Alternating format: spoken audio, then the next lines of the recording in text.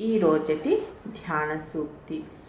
ధనశక్తి కన్నా ధ్యానశక్తి గొప్పది. ధనం అంటే బాహ్య సంపద. ధనం అంటే అంతర్గత సంపద. బాహ్యం నశించవచ్చు, అంతర్గతం ఎవ్వరూ దొంగలించలేరు. మనసులో శాంతి లేనప్పుడు ఎంత ధనం ఉన్నా జీవితం భారంగా ఉంటుంది.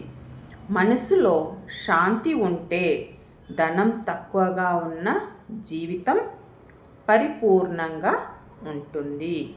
అందుకే గురువులు, మహానుభావులు, శాస్త్రాలు ఒకే మాట చెప్తాయి. ఏమిటంటే ధనశక్తి ప్రేమించవద్దు, ధ్యానశక్తిని పెంచుకోండి. ఎందుకంటే బయట ఉన్న లోకాన్ని గెలవడం కన్నా ధనం అవసరం, కానీ మనలో ఉన్న లోకాన్ని గెలవడానికి ధ్యానం మాత్రమే అవసరం. అందుకే ధ్యానం చెయ్యండి. Thank you.